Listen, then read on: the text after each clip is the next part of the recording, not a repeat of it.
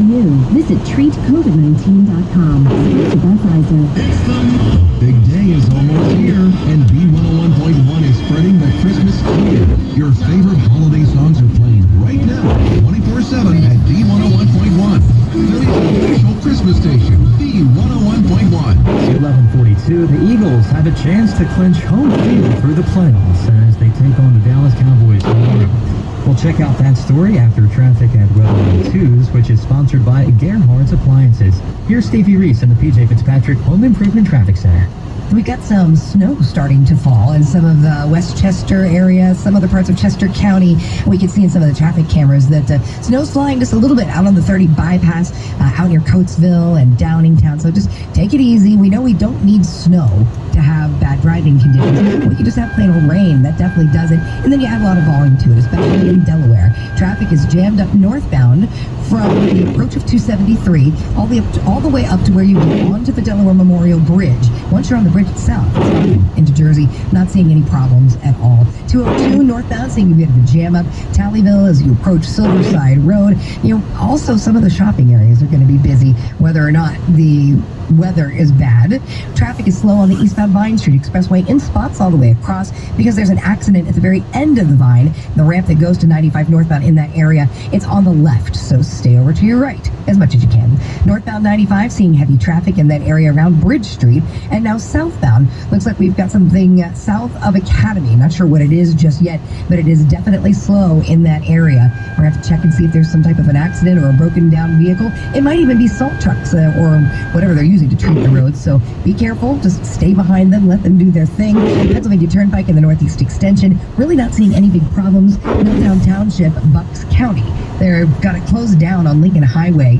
That's near Humeville Road, so stay away from that, find your way around it. Mass transit, things are generally in good shape. Get holiday ready at Gerhard's with last-minute gifts like a Napoleon barbecue grill for just $399 or a Samsung wine cooler for only $699. Only at Gerhard's Appliance, the heart of your holiday kitchen, for over 75 years. I'm Stevie Reese. Stevie, thanks. Now the NBC 10 First Alert Forecast. Conditions for the rest of this Friday. We are looking at another bit of rain across our area. It's going to quickly change over to snow as we have a cold front that's going to be sweeping across the region. Temperatures fall dramatically from the 40s to the 30s and eventually in the 20s by the end of the day, and wind chill values are expected to be in the single digits. It's going to be a frigid morning on Saturday with those feel-slow temperatures at 0 degrees or lower. 20 degrees our high temperature for Saturday, a little bit on the breezy end across the entire region. Sunday temperatures will climb up to 28 degrees under mostly sunny skies.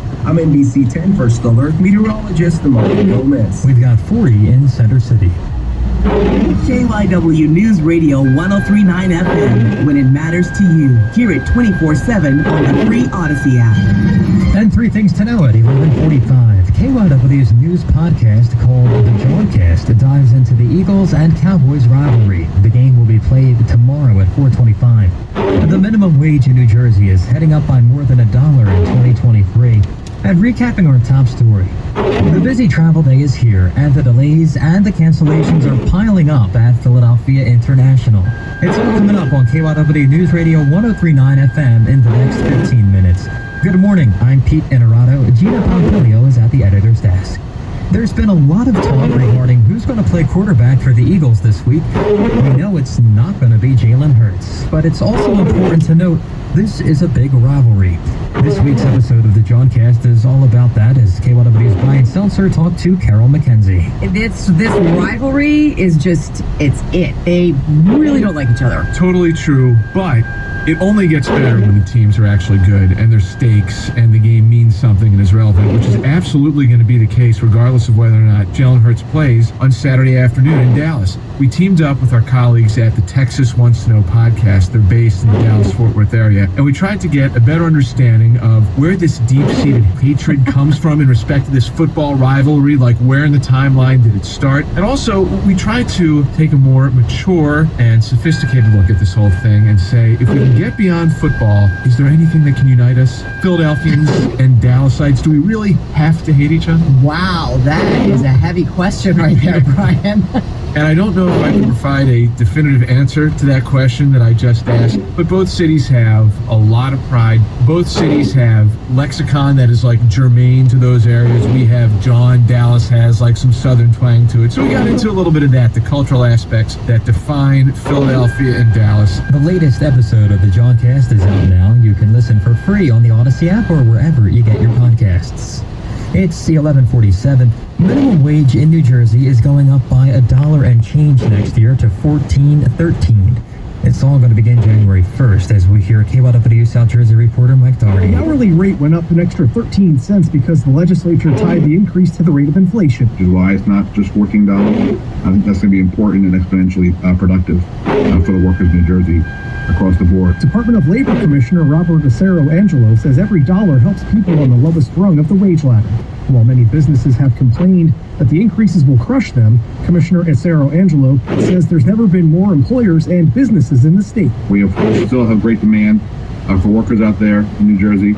It's never been a better time to be a worker, and it's never been a better place to be a worker than it is in New Jersey right now. There's another scheduled minimum wage increase in 2024 to meet Governor Murphy's goal of $15 an hour. At the South Jersey Bureau, Mike Doherty, KYW News Radio, 103.9 FM. It's a child celebration of the holidays. Here's KYW's Das Kuznets. My friend Quinn is 5, and you celebrate what holiday? Hanukkah, What do you love about Hanukkah? that I get to be with my family. What are some of the traditions? So first, we invite our family, and then we light one on the menorah, and the helper candle is the middle. It's called the shamash, and there's 8 candles. Because the oil, it lasted for 8 days. What kinds of things do you do when you get together with your family for Hanukkah? I eat foods, latkes and gout.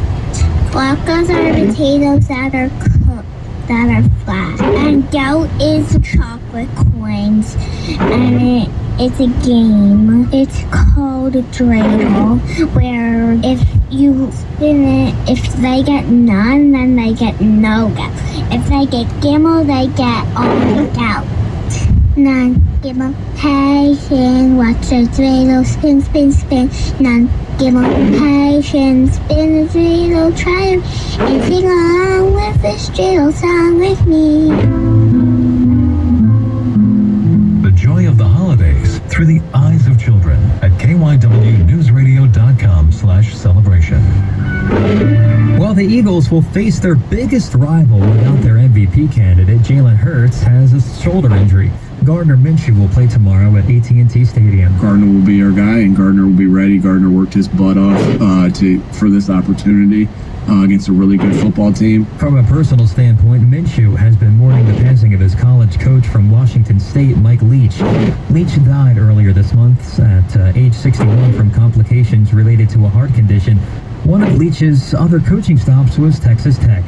Minshew started a game in Texas, holds a lot of meaning. Awesome, going back to Texas, his old stomping grounds, being able to, compete there on the, kind of wake of his passing. And yeah, I guess, every time I step out there, it's, kind of Mike Leach's legacy, and the impact he's had on